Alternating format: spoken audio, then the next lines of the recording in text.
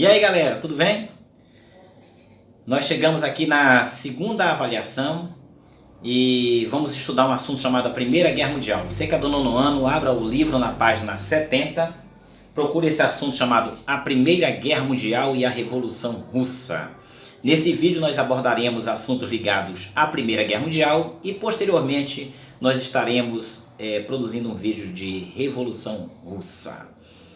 A Primeira Guerra Mundial ela começa em 1914, entretanto, os antecedentes do conflito eles estão ainda lá no século XIX, devido às disputas imperialistas existentes entre as nações imperialistas, nações ricas, e essas disputas aconteciam por regiões coloniais, né? A corrida colonialista, por territórios ricos em minérios de ferro, de petróleo.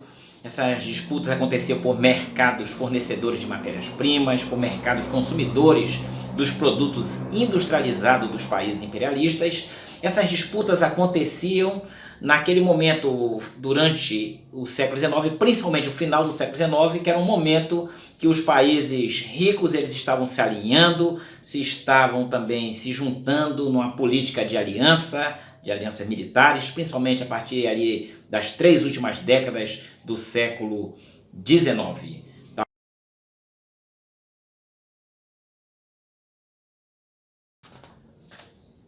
Tá legal? Abra o livro no 75. Tem um assunto chamado Fim da Belle Époque. Acharam?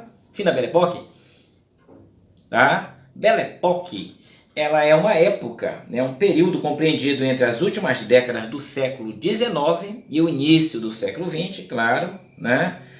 E esse período era um período de prosperidade econômica, muitas nações cresceram e aquele modelo europeu, né, ele passou a servir de base, né, assim, para muitos países que se inspiraram na europeização. Era aquele modelo de arquitetura que serviu para construção de muitas casas, palacetes, pracinhas, né? E aqui no Brasil, particularmente aqui eu vou dar 2 exemplos aqui da Amazônia, onde nós vivenciamos, né? Naquela época, final do século XIX, vivíamos aqui o boom da borracha, né? Do ciclo da borracha, e no Brasil vivia-se o ciclo do café. E aí você vai encontrar aqui na Amazônia, no caso, devido à Belle Époque, nós os amazônicos nos inspirando no modelo arquitetônico francês, da forma de se vestir, né? A boa sociedade amazônica, a boa sociedade paraense, mandava os seus filhos estudarem nas melhores universidades europeias, e esses jovens voltavam e traziam um monte de ideia de modernidade aqui para a Amazônia. Daí nasceu vários prédios importantíssimos aqui, um padrão arquitetônico e paisagístico inspirados na Belle Époque, particularmente aqui no modelo francês, né? Aquelas roupas, né, de gala, as roupas chiquérrimas que as mulheres e os homens usavam, chapelão aqui as mulheres. E, enfim, tínhamos aqui na Amazônia, no Teatro da Paz, aqui em Belém, no Teatro Amazonas, né? Nós tínhamos apresentações de orquestras vindas diretamente da Europa para cá, que apresentavam o que havia de assim, mais sofisticado do ponto de vista musical, né?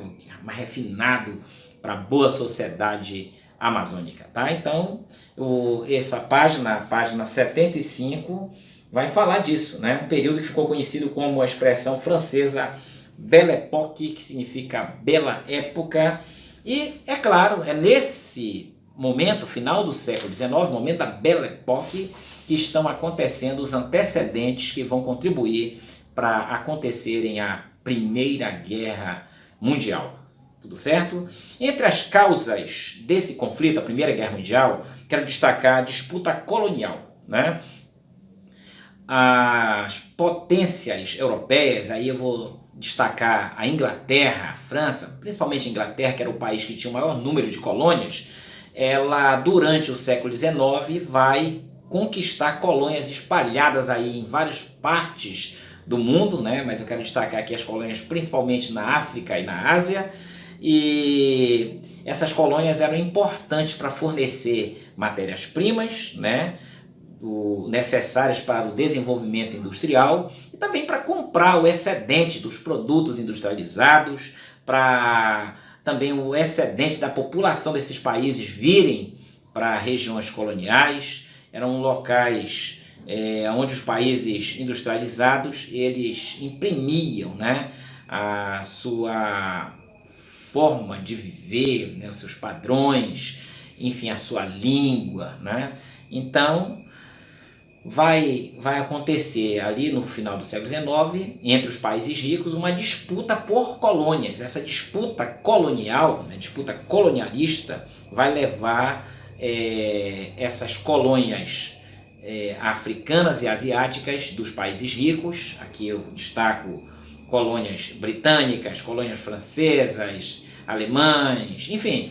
E há uma disputa para conquistar novas colônias, e isso é uma das causas da Primeira Guerra Mundial.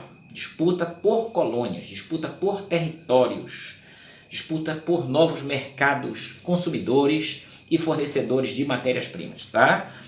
A concorrência econômica também está entre as causas desse conflito. Cada um dos grandes países industrializados, eles dificultavam a expansão econômica do seu concorrente, claro, né? E essa briga econômica foi especialmente aqui entre Inglaterra e Alemanha. No livro que você tem, olhe por favor aí na página 71 do livro, tá? Na parte de rivalidade, você vai encontrar duas rivalidades acentuadas no livro. A rivalidade franco-germânica, né, que é entre a França e a Alemanha. Essa rivalidade ela é devido à região Alsácia e Lorena, desde a Guerra Franco-Prussiana, que aconteceu em 1871, e essa guerra, quem venceu essa disputa aí pela região de Alsácia e Lorena foram os alemães, e a partir daí os franceses, que também queriam explorar os recursos, que é o carvão, mineral e ferro nessa região, não podiam mais porque a região passou a ser controlada pelos alemães. Então nasceu a rivalidade entre a Alemanha e a França pela região de Alsácia e Lorena. E também a segunda rivalidade que aparece é a rivalidade entre a Grã-Bretanha, entre a Inglaterra, né, e a Alemanha. E aqui volto para aquela questão que eu estava falando. Devido à concorrência econômica nesses mercados colonialistas, o crescimento industrial alemão, isso fez com que a Inglaterra agora se rivalizasse contra a Alemanha, contra o crescimento industrial da Alemanha. E isso também é uma causa desse conflito chamado Primeira Guerra Mundial que nós estamos estudando. A outra causa são as disputas nacionalistas. Essas disputas nacionalistas você tem aqui na página 71 do livro. Olhe lá para o nome As Questões das Nacionalidades. Você vai encontrar aí que em diversas regiões da Europa surgiram movimentos nacionalistas que pretendiam agrupar sob um mesmo Estado, sob um mesmo império, os povos de raízes culturais semelhantes. Aqui nós temos o nacionalismo exaltado, provocava um desejo de expansão territorial. Nós temos dois exemplos disso aqui. Nós temos o pan-eslavismo e o pan-germanismo. Quando se fala de pan-eslavismo, se fala, olha na página 71 do livro, movimento pela união de todos os povos eslavos, encabeçado pelo Império Russo. Quando se fala de povos eslavos, você tem aí, esses povos são os bósnios, os sérvios, os croatas, os montenegrinos e os eslovenos, né? Esse grupo todo aí, eles estavam interessados em formar esse movimento pan-eslavismo. Todos esses povos eslavos, agora juntos, encabeçados pelo Império Russo. Tá legal? Então aqui nós temos uma disputa nacionalista severa, tá? Às vésperas da guerra, os tchecos, os eslovacos, os poloneses e os povos da região balcânica, tá? Que é esse grupo de povos que eu li para você, todos eles de origem eslava, lutavam contra o domínio austro-húngaro. Então, vamos entender uma coisa. Todos esses povos na região balcânica, povos eslavos, eram inimigos do Império Austro-Húngaro. Naquela época não existia ainda o país Áustria e Hungria. Os dois estavam juntos e formavam o Império Austro-Húngaro. A segunda disputa nacionalista que aparece aí no livro, nós chamamos de pan-germanismo. Pan-germanismo, olhe na página 71 do livro, por favor. Na 71 tem escrito: propunha a união dos países de origem germânica em um Estado único. E é claro, além da Alemanha, participavam desse movimento partes do Império Austro-Húngaro e alguns, vamos chamar de países, né, que formavam ali o Império Russo. Tá legal? Então, para fechar essa parte da disputa nacionalista, nós temos que destacar aí das questões das nacionalidades: pan-eslavismo e pan-germanismo. Tá legal? Tudo isso que eu disse até agora para você está naquele bloco que nós chamamos de antecedentes da Primeira Guerra Mundial. E para fechar isso de antecedentes, quero destacar que lá no final do século XIX existia uma política de alianças. Essa política de alianças vai levar à formação de dois blocos. Um bloco chamado Tríplice Aliança e outro bloco chamado Tríplice Entente. Essa palavra entente significa acordo, uma palavra em francês, entente, acordo. E nós tratamos com o nome de entente, que é o nome que é comum, que cai nos vestibulares, no Enem e tal, Tríplice Entente.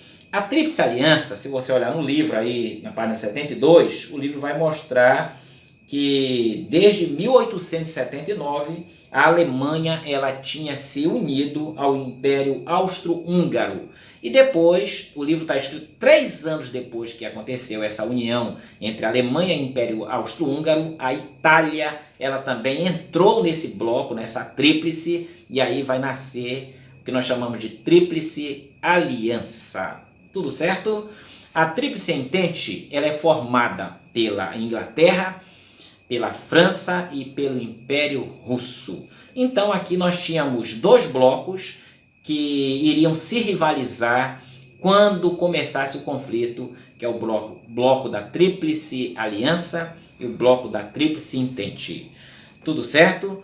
Para marcar aí essa parte da nossa aula, é bom lembrar que o pan-eslavismo, tá, tinha a liderança russa, tá legal? União de todos os povos eslavos da Europa Oriental. Quando fala Europa Oriental, está falando daquela Europa que lá na frente vai se transformar em Europa socialista, e a liderança era toda russa, tá legal? E o pan-germanismo, a liderança era a Alemanha.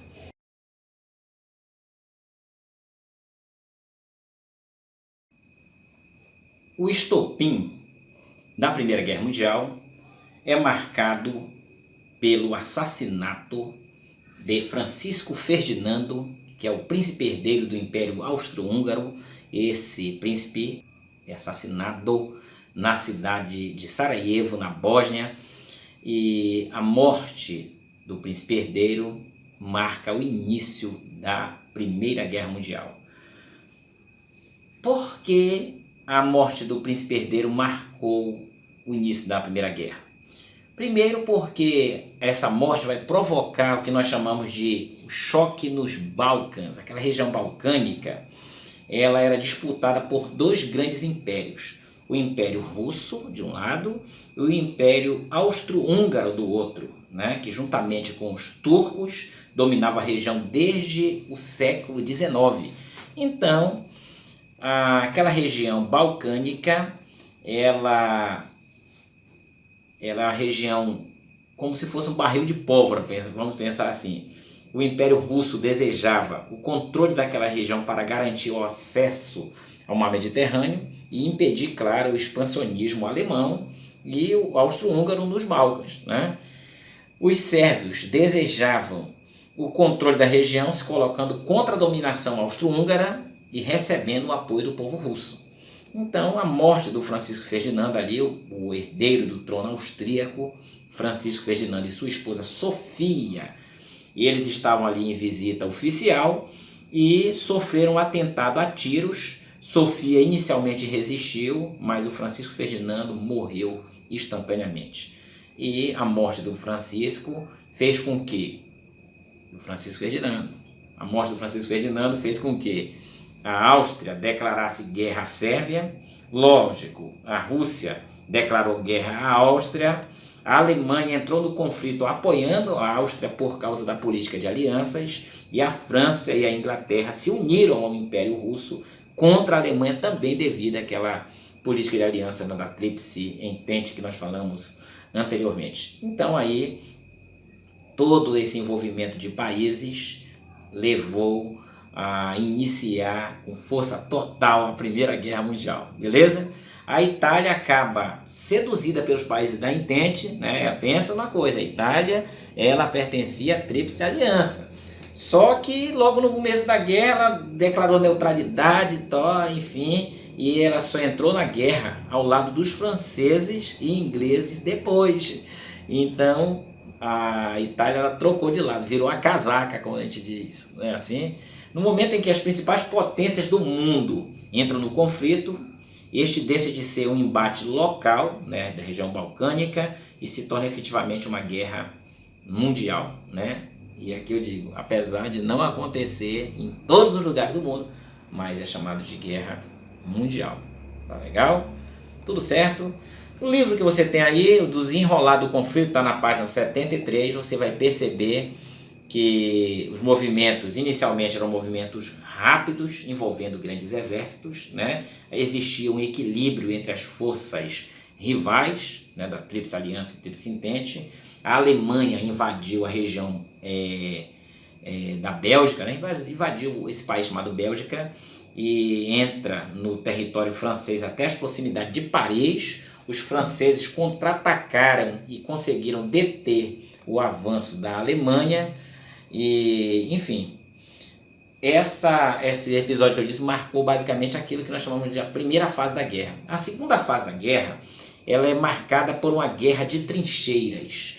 Essa guerra de trincheiras, nós temos uma fotografia no seu livro aí na página 73 do livro, da parte que está o desenrolar da guerra, e ela é um momento que os exércitos defendiam as suas posições utilizando-se uma extensa rede de trincheira que eles próprios cavavam. Trincheira é um local muito triste, um local assim fétido, um local onde os guardas, onde os soldados, né, do exército, eles vão ter que conviver constantemente com o amigo que já morreu e está ali apodrecendo. Os ratos estão ali dentro da trincheira, disputando o mesmo espaço com os vivos e os mortos, né? Tinha muito rato. Como tinha a época de inverno, chovia, alagava tudo, então a pessoa estava constantemente atolada literalmente nessa lama. E eu até brinco na sala de aula com os alunos, eu digo assim, né, que se levantasse a cabeça para olhar, era arriscado levar um tiro na testa. Então a pessoa tinha que ter todo um cuidado para sobreviver atrás da trincheira. Muita gente morria. Acolá, os exércitos eles tinham que sair, alguns da trincheira, né? E a guerra basicamente na trincheira era uma guerra parada com explosões, né? Na frente tinha saco de areia, campo minado, enfim, mas era uma guerra que não era de movimento, né? A guerra de trincheira é uma guerra parada. Então eu estou falando assim porque a primeira fase da guerra é chamada guerra de movimento, a segunda guerra de trincheira e a última, claro, volta a guerra de movimento novamente, né? Quando ela termina. Tá legal? Tudo certinho? Então a Itália entrou em 1915, né? Até então ela tinha se mantido neutra, né? E ela entrou do lado da Tríplice Entente. Nessa segunda fase da guerra de trincheira, algumas armas são utilizadas pela primeira vez na história, né? É uma guerra que se usa o canhão de tiro rápido, o gás venenoso, o lança-chamas, o avião e o submarino. Então essas máquinas de guerra, né, elas vão marcar essa Primeira Guerra Mundial. Do gás venenoso aqui, dos mais famosos, é o gás mostarda, né? E existia um acordo para a proibição para não se utilizar gás, né, letal nas guerras, mas esses acordos foram desobedecidos e infelizmente muita gente morreu devido a esses gases venenosos, né? Também é bom lembrar que esses recursos que eu disse, o canhão a tiro rápido, lança-chamas, avião, submarino, é claro, são daquela época da Primeira Guerra Mundial, não são as mesmas ferramentas iguais, as mais modernas utilizadas na Segunda. Entretanto, provocaram um estrago muito grande. A metralhadora, por exemplo, dava mais de 600 tiros por minuto, e isso era absurdo, porque as armas antes da guerra dava só um tiro, tinha que recarregar, e geralmente a guerra era a luta mais chamada baioneta, né, que era uma ponta, uma lança que tinha na mesma arma para o soldado se defender até que ele pudesse recarregar a arma. E agora a Primeira Guerra vai trazer à tona a metralhadora com mais de 600 tiros por minuto. Então é uma arma letal. Isso fez com que milhares de soldados, o livro na página 75 vai mostrar que cerca de 10 milhões de pessoas morreram na Primeira Guerra Mundial. Entre elas contam-se centenas de milhares de arsênios cristãos enviados aos campos de concentração pelos turcos otomanos sob a acusação de que o país apoiava os russos em uma ação considerada por muitos países como extermínio étnico. Então, a gente quando vai estudar aqui lá na frente o nazismo, o fascismo, a Segunda Guerra Mundial, a gente estuda muito sobre campos de concentração. E eu estou trazendo aqui a informação, na página 75, que na Primeira Guerra Mundial, infelizmente, já teve campos de extermínio. E essas mais de 10 milhões de pessoas mortas vai levar os países europeus a ficarem arruinados, destruídos com a guerra. Tudo certo? Vamos lá.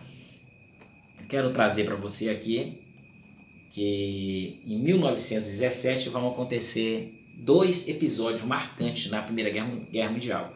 Um deles é a saída da Rússia devido à Revolução Russa de 1917. Os bolcheviques assumiram o poder da Rússia, tiraram o czar do poder e agora estabeleceram como primeira medida tirar a Rússia da guerra.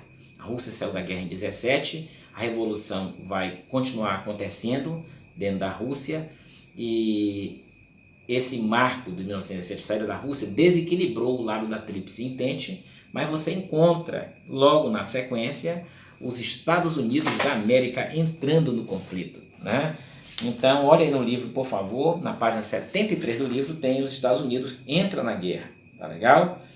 E está escrito, após a entrada da Itália na guerra, apoiando a Tríplice Entente em 1915 e a retirada da Rússia do conflito em 1917, os Estados Unidos, país neutro até então, uniram-se à Entente e entraram na guerra depois que seus navios de abastecimento foram atacados por submarinos alemães. Então, no final de 1918, enquanto a França e a Inglaterra recebiam alimentos, armas e soldados dos Estados Unidos, os alemães eram rechaçados em seus frontes e a população em seu país passava fome. E logo, em novembro de 1918, o governo alemão assinou o armistício e um intenso movimento popular levou à abdicação do imperador Guilherme II da Alemanha e à instauração de uma república democrática alemã que ficou conhecida como a República de Weimar. Então esses episódios eles vão marcar aí o final do conflito chamado Primeira Guerra Mundial.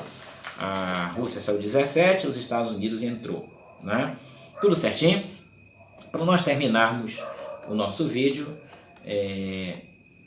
só para destacar, em 1917 os Estados Unidos, quando entram na guerra, eles entram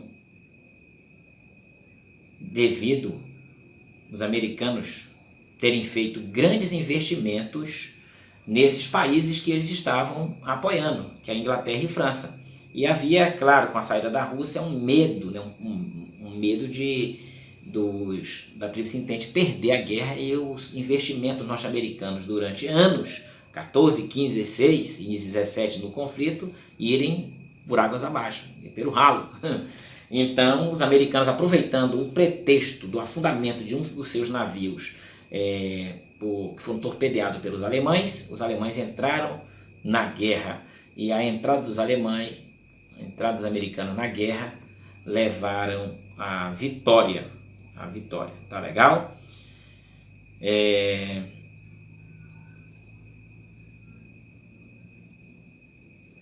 Na noite de 3 de abril de 1917, o navio brasileiro Paraná foi atacado pelos submarinos alemães, perto de Balfour, na França.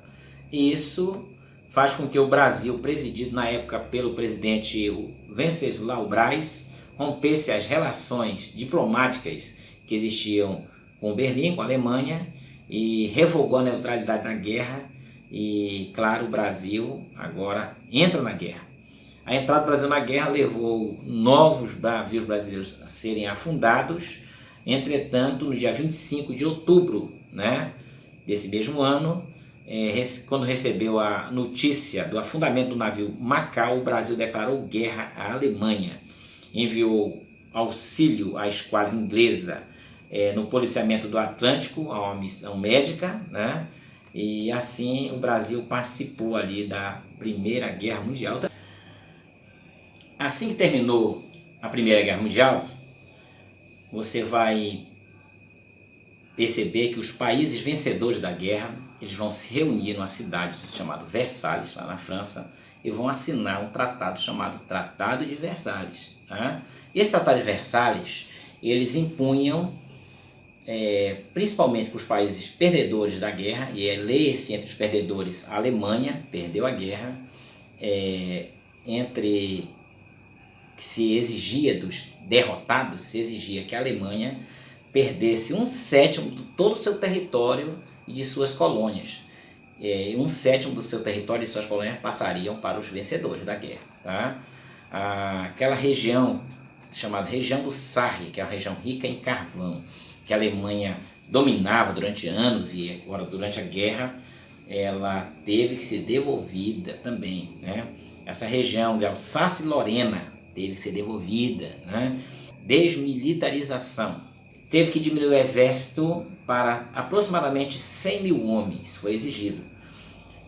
Foi criado um corredor polonês, para poder haver um controle maior sobre a Alemanha. Posso até depois destacar isso com mais cautela.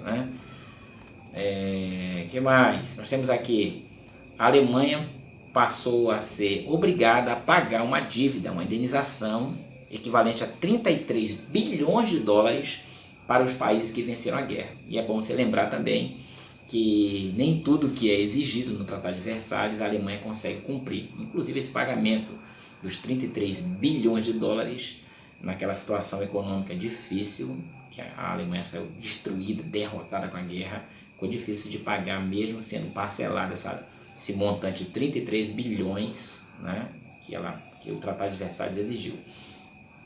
A Alemanha agora perdeu seus aviões, e os aviões que eram da Alemanha passaram a ser divididos entre os franceses e os ingleses que venceram a guerra. A marinha alemã também é dividida entre a França e a Inglaterra. O Império Austro-Húngaro perdeu 3/4 do seu território e de sua população. Então, nós temos aí várias exigências que os países vencedores fizeram, os países perdedores, e a Alemanha foi a mais prejudicada. Consequência direta dessa guerra, os Estados Unidos colocaram-se entre as grandes potências mundiais. Eu até digo sempre que a Primeira Guerra e a Segunda Guerra Mundial foi que tornou os Estados Unidos uma superpotência, porque eles lucraram muito durante a Primeira e durante a Segunda Guerra Mundial. Esse lucro aconteceu primeiro porque a Primeira Guerra e a Segunda Guerra aconteceu geograficamente, o epicentro era a Europa, e os Estados Unidos fora, aqui na América do Norte, fora geograficamente da guerra, tinha condição de produzir produtos para abastecer os mercados que estavam envolvidos durante a guerra. Tá legal? A desmilitarização dos impérios,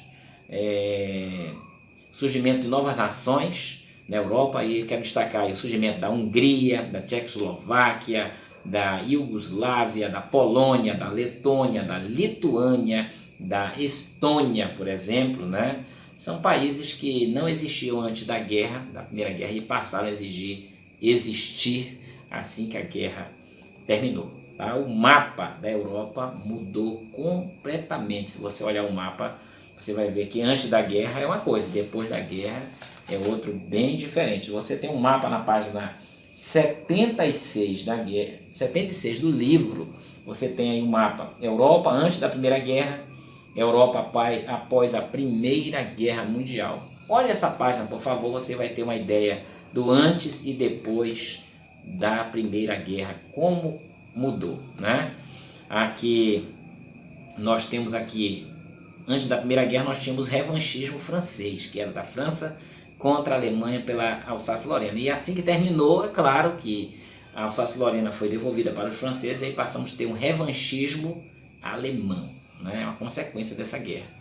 Uma segunda consequência, o czar, o regime czarista que controlava a Rússia durante muitos anos, desde a século XIX, né? Agora caiu em 1917, já no final da guerra. Então isso mudou também e foi estabelecida uma revolução socialista e nasceu lá na Rússia, a partir da Revolução Russa de 17, vai nascer o primeiro país socialista do mundo, chamado União Soviética, União das Repúblicas Socialistas Soviéticas. É consequência da guerra. O surgimento também dos regimes nazifascistas na Alemanha e na Itália, né? Na Alemanha liderada por Hitler, que nós vamos estudar posteriormente, o nazismo, e na Itália liderada por Mussolini. O Mussolini fez o fascismo em 1922 e o Hitler o nazismo em 1933, né? Também é consequência da Primeira Guerra Mundial. Então, o mundo mudou, né? E infelizmente o caos, a miséria, as crises, a pobreza aumentou, alguns países saíram vencedores, enriquecidos, países geoeconomicamente saíram mais poderosos agora, que é o caso dos Estados Unidos, né? Se tornou uma superpotência. Antes da guerra era a Inglaterra, no século XIX, e agora no século XX, a Primeira Guerra e a Segunda Guerra vão estabelecer como a primeira potência do mundo os Estados Unidos. São consequências da guerra. Valeu, galera, muito obrigado. Procure estudar o assunto todo. Nós vamos dar uma pincelada também de Revolução Russa daqui a pouquinho. Muito obrigado, valeu.